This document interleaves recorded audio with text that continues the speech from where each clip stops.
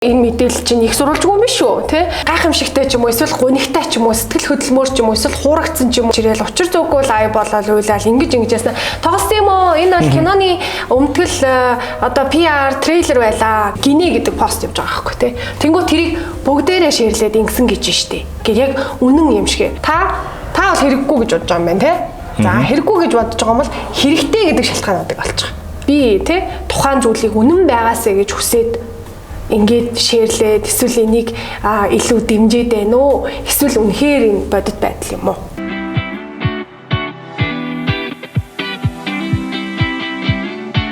За өдрийн минь төргий бизнес эвэн гүрэн академи хамтарч байгаа Cappuccino Time podcast-ийн 4-р дугаар тийм ээ хэлж байна. За тэгээд өнөөдөр битээр одоо юу гэдгийг миний хувьд бол айгүй тийм нэг захтансан газар майж юу гэдэг шиг team сэдвээр ярих чаа. За critical thinking буюу одоо шүүмжил сэтгэл гэдэг сэдвэр. Гүрэн академи модератор багш X цэг. За бизнес эвэн ерхий редактор даваад ирчвтер ярих нэ. За шүүмжил сэтгэлгээ бол одоо зүгээр миний харж байгаа ялангуяа чивтэр нэг сэтгүүлч мэрэгчлээ хүмүүстэй илүү ач холбогдолтой болж байна. Одоо энэ сошиалын орчинд те одоо энэ их одоо манипуляци орчинд гэх юм уу те шүүмжил сэтгэлгээтэй байх нь маш чухал болж байна. Хүмүүний ур чадварын одоо маш нэг хамгийн чухал ур чадваруудын нэг байгаад байна те. Тэгэхээр зүгээр чиний харж байгаагаар те одоо манай нийгэмд ер нь шүүмжил сэтгэлгээтэй холбоотой ямар хөө тийм нэг нийтлэг одоо юу гэх юм дээ. За алдаа гэх нь хаашаа те зүгээр юм ажиглагддаг тийм нийтлэг үзэгдлүүд юу байна те хүмүүс яг тийм мэдээлэлтэй харьцахтаа одоо нийгэм цацгаж байгаа мэдээлэлтэй харьцахтаа шүүмжил сэтгэлгээ гэдэг талаас юун дээр их алдаад байна гэдэг дээр эхлээд хоёул ярих тийм ээ. Би тэдний хувьд бол яг нөгөө чи бит хоёр сэтгүүлч ярьж байгаа шүү дээ.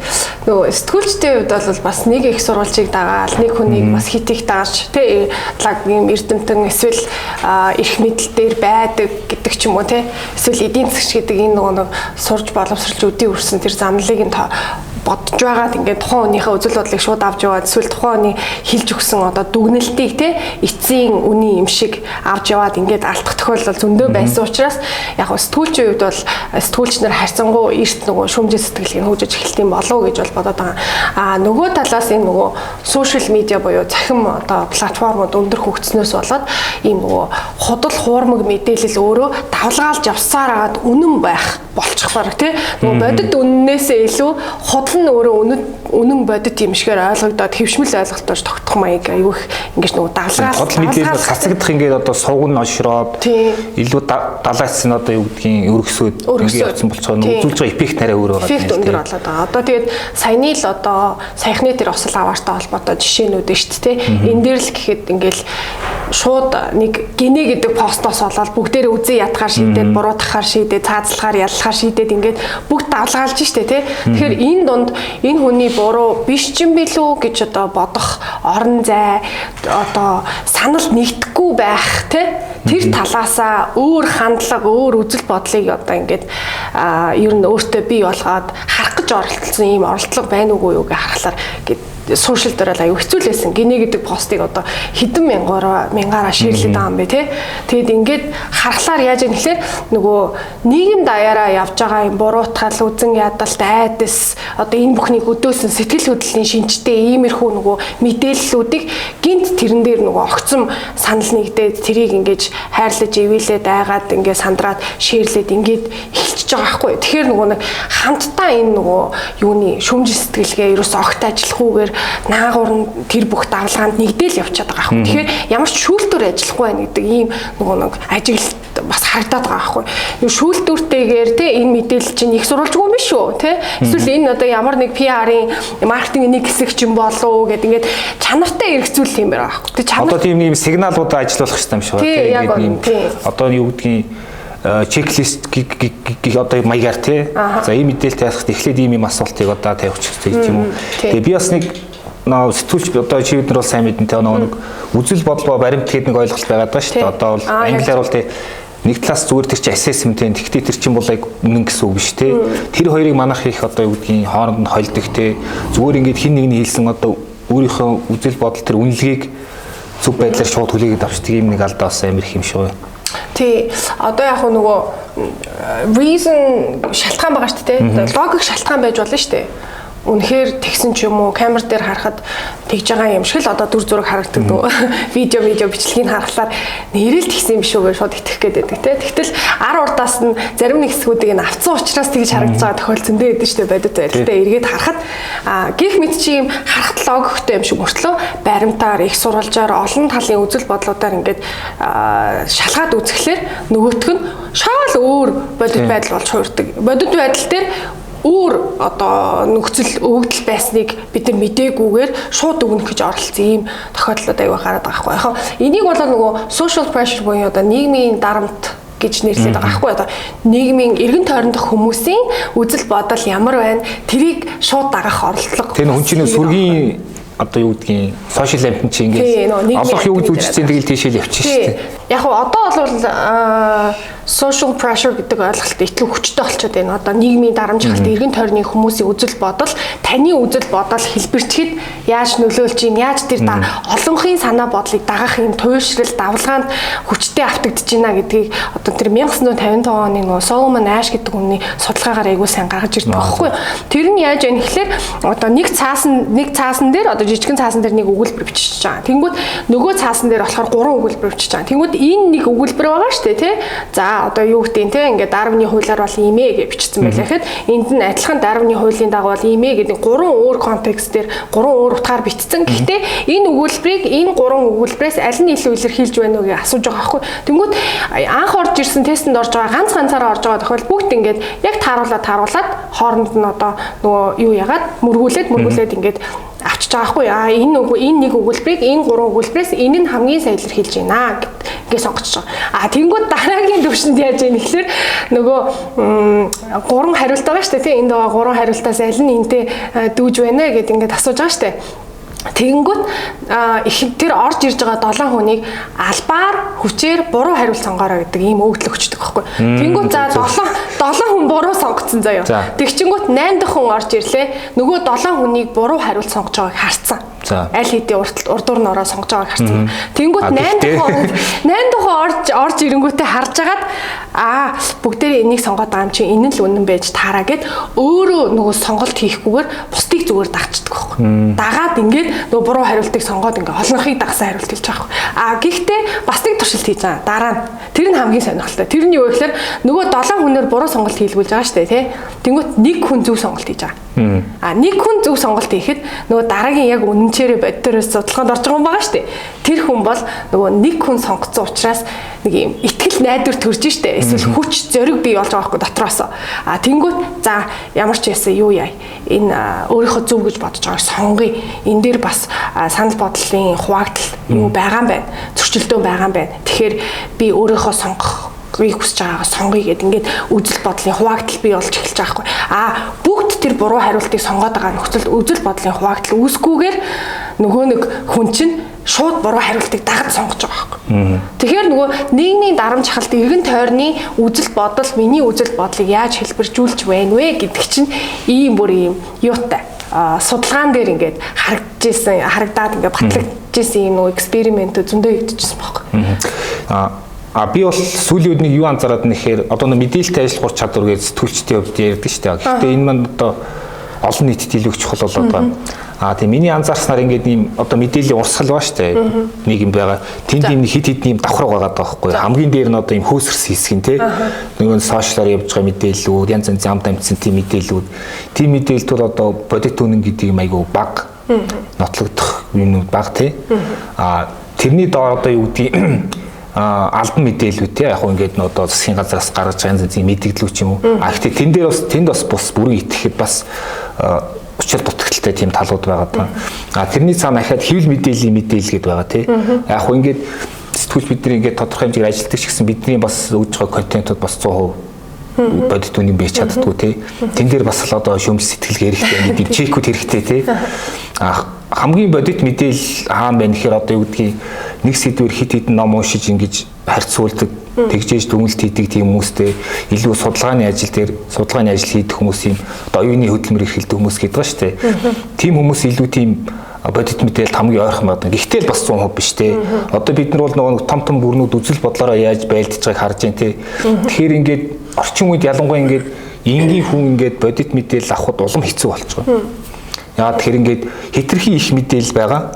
Тэгээ нэг цензур бас яаж үүсгээд нөхөр өмнө нь бол ингээд цензур мэдээллийн хомсдлоос үүсчихсэн бол одоо ингээд мэдээллийн хитрхи их байдлаар тий үүсээд байгаа байхгүй. Тэгэхээр ялгаагүй аль тохиолдолд ингээд нөгөө бодит мэдээлэлд хүрэхэд аюу хэцүү болсон. Тэр утгаар зарим хүмүүс яриад байгаа ингээд мэрэгжлийн хүн ч гэсэн ингээд тодорхой нэг ингээд одоо бодит мэдээлэл авахын тулд амар олон юм одоо хогон мэдээлэл дундуур явах хэрэг гардаг те ингээд нэрвэл өдөр болгол ингээд тийм дарагдаж байна те. Тэгэхээр яагаад бид нөгөө нэг одоо сайн уншихэд ингээд байнга үглээ. Гэхдээ сүүлийн үед ингээд унших нь багасаал юм л да. Сая нөгөө нэг судалгаагаар гарч ирсэн хүүхдүүдийн юу гэлээ нэг сургуулийн хүүхдүүдийн унших бичих чадварыг нэлээд доогуур гарлаа шүү дээ.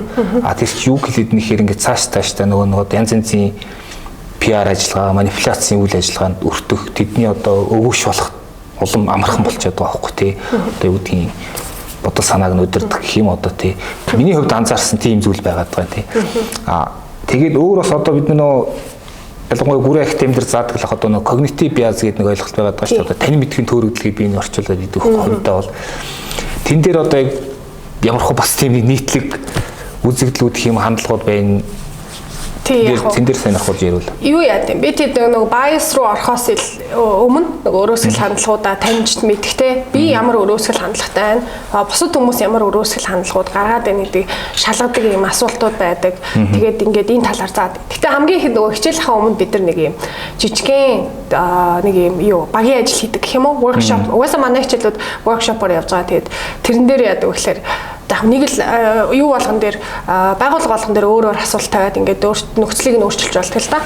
Тэг яг critical thinking гэдэг хичээл угаасаа манад байдаг те. Тэгээ critical thinking гэдэг хичээлийг бид нар хамгийн сүүлд ордог. Одоо манад 8 workshop хичээл байлаа гэхэд одоо харилцааны ур чадвар те одоо өөр нөлөөтэй харилцах, нөлөөлөлтөй байх, бүтээл сэтгэлгээ гэдэг ингээд 8 хичээл байгаа. Энэ бүгдийн хамгийн ард critical thinking гэдэг хичээлийг заадаг байхгүй. Өөрөөр хэлбэл энэ бүх ур чадруудыг нийлүүлээд яаж одоо шүмжил сэтгэлгээнийхээ оролцсон тэр нэг орцууд байгаа шүү дээ. Орцууд болгож бүрэн бүтэн болгох вэ гэдэг чинь бүрэн бүтэн болгож ашигладаг зүйлийг бол critical thinking гэж нэрлэдэг байгаа байхгүй юу. Тийм учраас бид нар хамгийн сүүлд зааж байгаа. За тэр хамгийн сүүлийн critical thinking гэдэг workshop дээр эхлэл дээрээ бид нар нэг асуулт асуугаад жижигхэн debate хийдэ. Одоо нэг мэтгэлцэн гэсэн үг тий. Тэнгүүтээ за одоо жишээлбэл амьтны хүрээлэн байх хэрэгтэй юу үгүй юу? За би хэрэггүй гэдэг баримтыг сонгож байна. За би хэрэгтэй гэж бодож байгаа. За тэгэнгүүт яаж юм гэхээр та бол хэрэггүй гэж бодож байгаа юм байна тий. За хэрэггүй гэж бодож байгаа юм бол хэрэгтэй гэдэг шалтгаануудыг олж байгаа. Олоод ингээд нэг хідэн юу одоо шалтгаан ч гэсэн очих тий логиктэй шалтгаанууд гуглдсан ч болно гэдэг ингэдэг байхгүй. За би бол нөгөө өөрийнхөө бас үзэл бодлын эсрэг тий шалтгаан логик шалтгаануудыг олж бичнэ шүү дээ тий. За тэгээ биччихлээ. Хоёлаа эргээд ярилцах байхгүй энэ дээрээ. За та болохоор нөгөө байхгүй хэрэггүй гэсэн мөртлөө тэрнийхээ эсрэг шалтгаануудыг олцсон байгаа тийм. Тэгэхээр өөрөөр хэлбэл та миний оронд өөрийгөө тавьж үзэж байгаа байхгүй. Энэ нөгөө нэг мэтгэлцээний зарчим. Тэгэхээр нөгөө энэ өрөөсгөл хандлага энэ одоо буруутгал, айдас, өрөвдөх гэл энэ олон ийм нөгөө сэтгэл хөдлөл мэдрэмжүүдийг өдөөс иймэрхүү одоо нөгөө буруу ташаа мэдээллүүд байгаа шүү дээ. Энэ бүхэн ингээд давалгаалахын өмнө нөгөө талд өөр үзэл бодол байна уу? Тэ? Эсвэл нөгөө ингэж хэлж байгаа сүрж байгаа хүний одоо зүв байж болох уу гэдэг ийм хоёр дахь бодлуудыг заавал бий болгоод хоёр дахь гурав дахь те үзэл бодлуудыг бас нэг оролцуулж бодолцох ийм чанартай нөгөө юу гэж байгаа шүү дээ чанартай одоо нөгөө эргцүүлэл чанартай эргцүүлэл гэдэг зүйлийг хийхийн тулд бусад хүний оронд өөрийгөө тавьж үзэж бодох хэрэгтэй юм аа гэдгийг энэ практик дасгалаар хийдэг байхгүй. Тэрний дараагаас бид нөгөө bias гэдэг зүйлүүд рүү орчих واخгүй. Тэгэхгүй бол нөгөө bias гэдэг зүйлийг чинь ингээд бусад хүмүүс л bias хийдэг юм шиг бодоод идэх واخгүй. Одоо өрөөсгөл хандлагатай байд юм шиг өөрөө болохоор ер нь ингээд тий ингээл үн зөв сайхнаар нь хараад байгаа юм шиг тий тэгжээ гэтэл одоо өрөөсгөл хандлага гэдэг зүйлийг чинь өөрөөс эхлээд байгаа аахгүй өөрөө өрөөсгөл хандлагатайгаар юмыг хараад байгаа учраас бусдыг бас өрөөсгөл хандлагатай байна гэж буруутгах хүн байсан чинь илүү тод байгаад байна гэдэг яг хоо бидний заадаг өрөөсгөл хандлагууд гэхээр айгүй олон л байгаад байна л да. Хувийн хүн рүү дайрдаг одоо жишээлбэл юу за одоо сонгуул болох ч шүү дээ. За яг сонгуул болох гээд бид нар ингээд хамгийн сайнаараа шүмжил сэтгэлгээгээ ажилуулах хэрэгтэй цаг үе шүү дээ, тий? Сонгуул гэдэг бол тэгэхээр ингээд хувь хүн рүү дайрсан, доромжилсан ийм дайралтууд нэлээд бий болдог. Одоо нэр дэвшигчид бие бинийгээ ялан дийлхийн тулд тий хувь хүн рүү маш их дайрж байгаа. Одоо жишээлбэл худгийн усыг бохирдуулах гэж нэг юм well poisoning гэдэг нэг юм арга байдаг аахгүй юу? Одоо энэ бол одоо PR одоо сонгодог жишээ. Тийм хар PR-ийн сонгодог жишээ. Энд чинь fallacy шүү дээ, тий төөрөгдөл. Төөрөгдөл үүсгэж байгаа аахгүй. Өөрөөр хэлбэл наадах чи одоо маш тэнэг хүн угаасаа чадахгүй гэд анханаас нь ингээд цолчдөг тий. Тэгчингүүт үг хэлээчгүй бахтан тэр хүнийг тэнэг мангар одоо иймээр нь дуудчихлаар нөгөө хүмүүс чинь анханасаа нөгөө нэг худаг бохирдсон юм ч усыг нуухгүй шүү дээ тий. Тэгэхээр тухайн үед итгэхгүйгээр шийддэг. Нэг тийм төөрөгдөл байгаа байхгүй. Тэр хувь хүн рүү н одоо дайрдаг тохиолдлууд бол одоо ингээд зөндөө штэ. Жишээлбэл өстой хөдөөний те эсвэл энэ угаасаа тэнэг байх уу? Энэ харваас тэгж чадахгүй. Харваас гэдэг чинь хүнийг одоо царай зүсээр нь те ухааныг нь хэмжин, мэдлэгийг нь хэмжиж ин гэсэн үг штэ. Чинь байж боломгүй одоо юу үсттэй те дайралт үсттэй те. Гих мэтчлэн ингээд хувь хүн рүү дайрдаг төөрөгдөл байгаад байдаг. Одоо тэгэл янз бүрийн юм байна. Одоо миний бодлоор яг нэг жишээ бол надад айгүй тод орж ирээд байна л да. Нөгөө манай ээжийн найз эрүүл мэндийн яамд ажилладаг. Тэгээд Монголд ковид тарцсан гэж байна. Маш олон хүн өвдсөн байгаа гэж байна. Нууж байгаа гэж байна. Гэт нэг voice messenger-ээр яваал сая ковидын үеэр чинь нэлээд боллоо штэ тий. За энэ бол ерөөсөө нөгөө эрх мэдэлд итгэх тий төөрөгдөл واخгүй юу? Authority. Тий authority нөгөө appeal to authority гэдэг ойлголт байгаа. Тэгэнгүүт эн чинь нэг төрлийн fallacy болчиход байгаа. Voice нэг ирлээ. Тэр ч одоо баг гинэл гэдэг мэдээлэл шүү дээ. Үнэхээр их сурвалж нь юу юм? Нэгээс нөгөө рүү forward хийгдээд дамжигдаад ирсэн voice-ыг сонсонгуудаа тэгсэн байна гэж ингээд тэрнээс болоод айгаад нийгмээрээ айц тавтаад ингээд нөгөө явчихж байгаа хгүй. Тэгэхээр эрүүл мэндийн яам гэдэг ганцхан л үг байгаа ч тийм. Өөр бусдаар нөгөө итгэчих бодит их сурвалж байхгүй, хүн байхгүй, дамжигдаа forward хийгдээд ирсэн ингээд нэг юм сонин мэдээлэлд итгэж байгаа нь энэ ковидын үеэр ялангуяа энэ их айцтай үеэр бол хамгийн хүчтэй нөлөөлсөн төөрөгдөл юм болов гэж бол бодоод байгаа. За тэр нөгөө appeal to emotions гэдэг яг би энэ дундаас тэр сэтгэл хөдлөлт хит автагдаж одоо ингээл эерэг бай гэл ингээл тэгчингүүтлээ эерэг байхгүй шүү дээ тий яг үүнд бол эсвэл тэд бол баатрууд гэл инглээ тий. Гэтэл ингэж нөгөө нэг хит их сэтгэл хөдлөлт автаж одоо давлгаалж байгаа энэ бүхний цаана асуудлууд үлдээд хоцроод ингэ явж байгаа шүү дээ. Тэгэхээр иймэрхүү нөгөө төөрөгдлүүдийг бас их анзаараад одоо би энийг яг уу энэ нөгөө нэг төөрөгдөлт ингээд би автаад байна уу гэдгийг харах нь аюу зүг байхгүй. Тэр appeal to hope буюу одоо өөрийнхөө зүг гэснийг баттах оролдлого хамгийн одоо хүчтэй. Хувь хүн дээр өөрт нь байгаа байхгүй. Одоо жишээлбэл би тий тухайн зүйлийг үнэн байгаасаа гэж хүсээд ингээд шеэрлээд эсвэл энийг илүү дэмжиж байна уу? Эсвэл үнэхээр энэ бодит байдал юм уу гэдэг хоёрыг ялгах хэрэгтэй байгаа байхгүй. Тэгэхээр тэгэж ялгахын тулд одоо тэгэл олон талын үзэл бодлууд хаана юу байна те ингээд хүмүүс ч нөгөө ингэж байгаа байхгүй. Монгол улс үнэхээр хамгийн ядуу улс юм уу гэл ингээ хаан штэ те би бол ядуу байх хэвээр. Яг бол бид нэр хэцүү амьдарч байгаа юм чи ингээ бодож байгаа штэ. Тэгэхээр тэр Монгол улс бол хамгийн ядуу улс гэдэг ингээ Google-д харчиж байгаа байхгүй юу. Тэнгүүд хамгийн ядуу улс гэсэн юм нөгөө нэг холбоотой харилцаатай тийм агуулгууд л араасаа цурал Google дээр жигсаад гараад ирнэ штэ. Тэнгүүд үнэхээр хамгийн ядуу улс юм байна. Миний бодож яснаар бүх илэрцүүд гараад ирлээ гэдэг. Ингээд өөрийнхөө зүг гэснийг баттгаад хэлчихэж байгаа байхгүй. Тэгтэл Монгол улс тий дундаж орлоготой орн юм уу гэдэг ийм юугаар за хайлаа гэж бодоход Монгол улс дундаж орлоготой орн руу одоо аль бие ёсоор шилжчих гэж байна гэдэг. Ингээд янз бүрийн агуулгууд гараад ирнэ шүү дээ. Энд чинь өөрөөр хэлбэл нөгөө талдаа нөгөө орон зай өөр ихтгэл үнэмшил үзэл бодол байна гэсэн үг байгааз эсвэл өөр баримт мэдээлэл байна гэсэн үг байхгүй. Тэгэхээр тэгж хайгаагүй өөрийгөө зөвтгөх гэж оролцсон учраас тийм л мэдээлэл гарч ирнэ. Яагаад гэвэл нөгөө нэг чи түрүү хэлсэн штэ мэдээлэл гэдэг зүгээр далаа шиг болчихжээ. Тэгэхээр чи энэ их далаад чинь таныг зөвтгсөн мэдээлж байгаа, буруутгсан мэдээлж байгаа бүгд байх штэ. Тэгэхээр алийг хайх гэж юм, аль нь итгэх гэж оролдож чинь тэрнээсээ шалтгаалаад таныг дэмжиж байгаа мэдээлэл зөндөө гарч ирнэ. Таныг дэмжсэн мэдээлэл зөндөө гарч ирсэн учраас таны зөв гэсэн үг биш гэдэг утгыг хэлэх гээд байгаа байхгүй. Тэгээ би зүгээр Энэ бол нэрээ уучлаарай. Энэ бол хамгийн том улаан туг шүү. Одоо улаан туг хатгаад өөрийгөө анхаарч авах ёстой зүйл бол өөрийгөө итгэхийг хүссэн зүйлээ баттгах гэж оролдоод байна уу? Эсвэл энэ үнэхээр бодит байдал үгүй юу хоёрыг маш сайн ялгаж ингэж өөртөө одоо шүмж сэтгэл хийгээр өөртөө чанартай нөгөө мэтгэлцээнийг хийх хэрэгтэй гэсэн үг. Би зүгээр яг чи улаан туг жилээ. Улаан тугны яг үр дагавар нь юу болоод байна гэхээр нэг эмгэлтэй нэг юм байгаад байна. Бидний янз янзын тийм улс төрийн компанид ажиллаж ч юм уу, PR-ийн компанид ажиллах одоо зүйрлүүлийн түүхий болчиход байгаа байхгүй юу? Янз янзын тийм ийм бодит бус мэдээллээр за баг заримдаа ингээ хогон мэдээлэл гэж хэлчихэж боломжтой ингээ тижигцээр гад яг тийм манипуляц их айгуу таата хөрс суур болчтой. Тэгээ тэн дээр тэд нар бол одоо ямар нэгэн бүлэг хүмүүс ч юм уу эсвэл хэн нэгэн нөлөөтэй нөхдүүд өөрийн хувийн ашиг сонирхлын тоглолтыг бол хийх бүрэн боломжтой болоод байгаа байхгүй тий.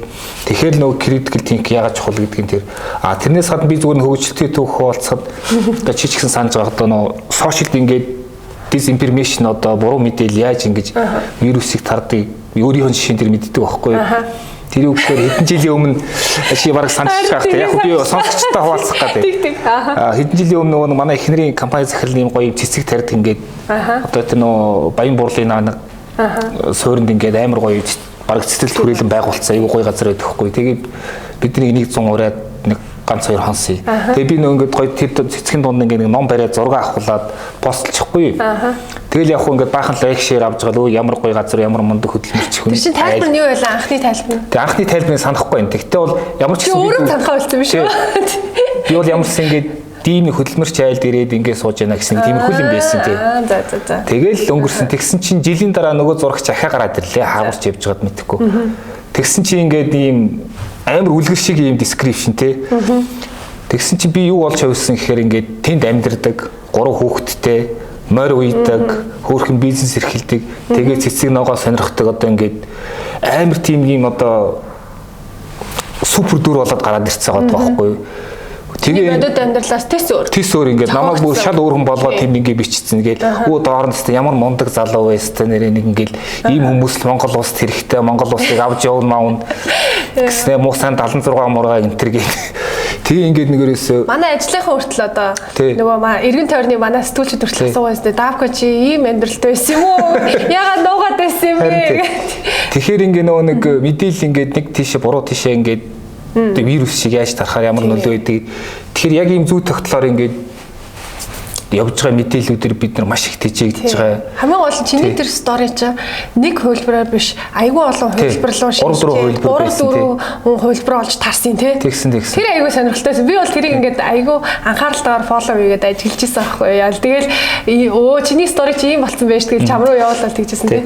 Тэгэхээр хоёулаа бас сонсогчтой хэрэгтэй байх үднээс ерөөхдөө яг шүмжил сэтгэлгээ өөртөө ингэж төлөвшүүлж хөгжүүлэх гэвэл ямар нэгэн тийм одоо агуулгатай харьцах, мэдээлэл харьцахтаа өөрийгөө яаж чиглэх хэрэгтэй гэдэг дээр ямар асуултууд байвал зүгээр гэдэг дээр бас тип өгөл ярих тий. Тэгээ одоо сая бол бас нөгөө осол авартай холбоотойгоор буруутгах гал тий дүгнэхэл айгу олдлоо шүү дээ тий бүгдээрээ хин нэг үзэн ядах хэрэгцээтэй ч байсан юм уу гэмээр тэгээд энэ нөгөө том машин огцом сигналцсан чинь шар хөдлөөд жаахан тоормослсон бэнлээ тэр патролын жолооч гээд ингээ гинэ гэдэг пост явж байгаа байхгүй тий.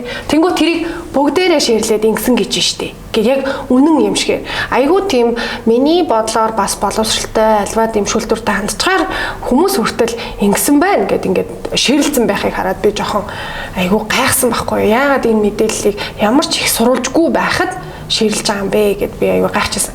Тэгэхээр би тэрийг бол одоо ингээ харахтаа би яг шүмжил сэтгэлгээнийхээ critical одоо шүүлтүүрээр ингээ авч үзэж харж байгаа байхгүй. За нэгдүгээрт энэ чи их тодорхой баттай их сурулж байхгүй байна. Гинэгээ постлцсан байна. Хаанаас хин сонссон тодорхойгүй те. Ямар ч одоо мэдээлэл их сурулж сайн одоо баттай их сурулж буюу одоо мэдээллийн сайт майтууд юусоо тэр талаар мэдээлээгүй шүү дээ те. Тэгээд дээрэс нь тэр талаасаа бас харж илаа. Нөгөө талаас ямар нэг тодорхой бүлэгт үйлчилж гин үгүй юу? Яг энэ төрлийн пост гэдгийг бас хармаар байгаа. Дээрэс нь ямар нэг маркетинг PR-ийн нэг хэсэг юм биш вэ? Одоо нэг тийм гайхамшигтай ч юм уу, эсвэл гунигтай ч юм уу, сэтгэл хөдлөмөр ч юм уу, эсвэл хуурагдсан ч юм уу, нэг тийм видео хоёр хүний харилцаа ингээл иймэрхүү стори гарч ирээл учир зүггүй лайв болоод уйлал ингэж ясна. Тоглосон юм уу? Энэ бол киноны өмтгөл одоо PR трейлер байлаа гэд ингээд байгаа байхгүй тийм. Нэгсээ бид нэр ингээд тоглоод байгаа тийм ингээд тоглоод хамаг хүний attention анхаарлыг өөр дээр авч яснаа тэрэн дээрээ зарлал наах гэжсэн байгаа байхгүй тийм. Ингээд зарлал түгээхийн тулд тэр бүхнийг бий болгож хурамчаар бий болгож олон түмэн донд ингэж нөгөө хүмүүсийн сэтгэл санаагаар тоглож яснаа мэ ингээд энэ бүтээгдэхүүнийг зарах ч юмаа өгч штэ тийм. Энд чинь бол бас л их жоохон ёс зүг үйлдэл юм болов гэж бол бодоод байна. Тэгэхээр иймэрхүү байдлаар нөгөө таамаглалуудаа энэ одоо стори энэ мэдээллүүдийг шалгах хэрэгтэй байгаа байхгүй. PR-ийн хэсэг байна уу, тодорхой их сурвалж байна уу те тодорхой хүмүүст одоо үйлчилж гин үгүй юу, өмнө нь сонсч байсан зүйлүүдтэй зөрчилдөж гин үү, шууд сонсоод хилцсэн юм биш үсттэй хин нэгэн те хин нэгнээс одоо ховж юм байдлаар сонсчоод тэргээ шууд постлж байгаа пост юм биш үсттэй гэдэг ч юм уу. Иймэрхүү асуултуудыг асуух хэрэгтэй. Хамгийн гол нөгөө түрүүн хоёлоо бас ярьсан чухал асуулт бол би энийг үнэн байгаасаа гэж итгэхийг хүсэж байгаа юм биш үсттэй гэдэг асуултыг түрүүнээс асуух хэрэгтэй. Тэр аягүй чухал шүү дээ. Тэгжээж дараа нь одоо нөгөө critical thinking гэдэг чинь энэ дээр л хамгийн сайн ажиллаж өөрөө өөртөө ажиллаж байгаа. Дараа нь бусад хүмүүст итгэх үгүй тэрэн дээр шүүмжтэй хандах яригдэн штэ. Ер нь бол тийм. Би саяхан нэг Адам Грантны Thinking гэдэг номыг уншиж байсан баг. Тэгээд өөрөө бас хувийнхаа түүхийг нэлээд хаваалцсан ийм ном байсан. Тэгээд тэрэн дээр тэгжлээ. Ингээд анх тэр Harvard их сургуульд ингээд орж байхад би ингээд бичиж сурах гэсэн юм аа тий. Ер нь ном бичих ийм өрөөдөлтэй ингээд орсон чи хизээч ном бичиж чадахгүй чамд бичих ямар ч авьяас алга гэж гаргаж ирсэн байгаа байхгүй. Тэгэнгүүт яа намайг ингэж хэлж байгаа юм бол тий би бичиж чадна гэж бодож байна хувьдаа гэд ингээд өөрийнхөө нөгөө хувийн үнэлэмж байгаа шүү дээ тий. Хувийн үнэлэмж би юу чаддаг, юу чаддгүй, юу чадаж болох уу гэдэг ийм нэг өөрийн хувийн үнэлэмжийг нь нэгдүгээр сөрсөн байна л да тий. Хоёрдугаар тэрэн дээрээ бас аюу шүүмж сэтгэлгээр хандсан байгаа байхгүй. Би чаддаг ч юм билүү энийг шалгах хэвээр. Шалгаж ээж нэг хүний үгээр болох үгүйгээ шийднэ гэдэг ийм юугаар одоо бодлоор мен хүн чанартай эргцүүл хийгээд тэгж явсараад одоо хэдэн номын зохиогч болсон хэр олон хүнд одоо тий сэтгэл зүйн болоод иймэрхүү төрлийн дэмжлэгүүдийг үзүүлээд ингээ явж байгаа вэ. Дахиад нэг өөр үзэг байдаг шүү, өөр үзэл бодол байдаг шүү гэдэг зүйлийг бол хамгийн сайн түгэж яваа их сэтгэгчтэй тий. Тэгэхээр тэр утгаараа бас хүмүүс өөрийнхөө чадах чансаа одоо тэр боломж хувийн үнэлэмж дээрээ бас их шүүмж сэтгэлгээгээр хандах юм бол хит их дутуудуулж үнэлэхгүй хит их давуулж үнэлэхгүйгээр бодит байдлаар одоо өөрийгөө бас олж харах юм боломжийг шүүмж сэтгэлгээ гэдэг зүйл одоо олгодог гэж боддیں۔ Ялангуяа нөгөө манайх чинь өсвөр үеийнхэнтэй харилцдаг болохоор яаж яах вэ гэхээр нөгөө их хожуу дэлбэлдэг гэх юм уу те хожуу одоо өөрийгөө олдог тэгээ тэр бүхэндээ маш сайн хандаж ингэж шилдэг нь болдог хүмүүс байдаг. Одоо тэр дороо өөрийнхөө потенциалыг харуулад эхэлдэг хүн гэж эхэлдэггүй хүн байж болно. Удаан сурж байгаа мөртлөө чанартай сурдаг хүн байж болно тий. Гэх мэтчлэн ингээл анх л харахад л энэ дэстэй ямар ч авьяас байхгүй юм байна гинтэр гэж ярих нь өөрөө бас айгүй учир дутагдaltaй юм аа. Ингэж нөгөө хүнийг бас дутуу үнэлсэн байхад нөгөө хүн чи өөрийгөө би тийм юм байна гэдээ аваа явуул тэгэл өөрийнхөө тэр авьяас чадлыг бас нөгөө нэг хүний үзэл бодлоос болоод шүүмж сэтгэлгээгээр хандаагүйгээс болоод өөрийнхөө тэр чадвар чансаг дарангуулсан байх боломжтой гэж бол хараад.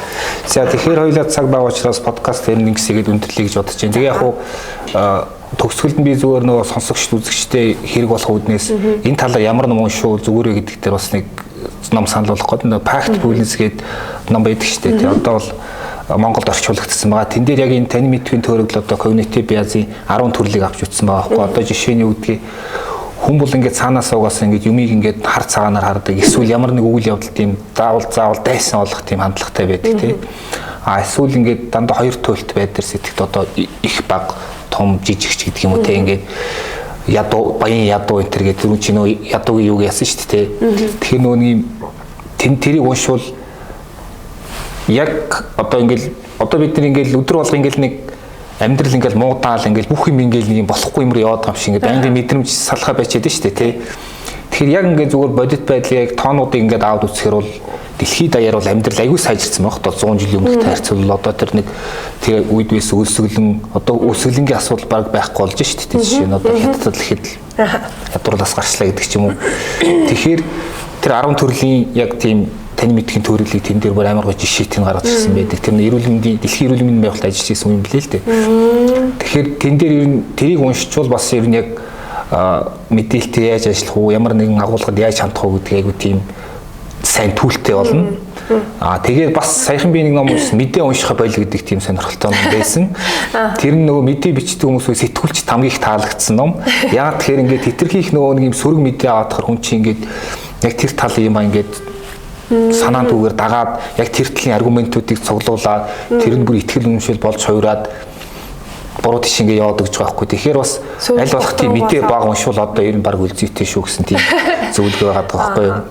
За тэгээд хоёлаа би нэг ном санал болгоё. Хоёлоо гоё зурж уншия. Тэгээд намаас солилцож уншия. Энэ нөгөө Bao Seo гэдэг нөгөө юу байгаа. Дэлхийн 2 удаагийн дебетийн авраг. Энэ залуугийн нөгөө хэрхэн одоо үр дүнтэйгээр санал зөрөлдөх вэ? Зөрчилдөх вэ? Одоо санал зөрөлдөх вэ гэдэг нэг тийм ном. How to disagree effectively гэдэг. Тэгээд нөгөө юуг номных нэрийг ингээд доогоор гаргачих те. Тэгээд яг хөө энэ номон дээр бол дебейтерүүд яаж нөгөө талаа олон талын үзэл бодлыг сонсоод тэр дундаасаа аль нь логикгүй байна, аль нь баримтгүй байна гэдгийг шүүж харж ингэж нөгөө нэг өөрийгөө сайжруулдаг. Одоо зөрчилдөөнийг илүү үр дүнтэй, мэдлэг өгөхүүцтэй ийм өндөр шүүлтүртэй юмд ханддаг болох вэ гэдэг. Би бол энийг яг таны энэ хоёр номны дараа унших ном гэж бодоод байгаа юм. Тий. За хоёлаа ингээ подкаст өндөрлөе тий. За тэгээ номоо уншчаад хоёлаа эргээд энэ талаар ярих уу. За баярлалаа ингээ бизнесмен Гүр Академи хамтарсан Cappuccino Time podcast-ийн 4-р дугаарыг ингээд өндөрлөе. Зочноор Гүр Академи модератор багш Инх Цэцэг, за хөтлөгчөөр бизнесмен эрх редактор Даваад Орч миний бий байлаа. За баярлалаа. Өдрийг сайхан өнгөрүүлээ. Өдрийг сайхан.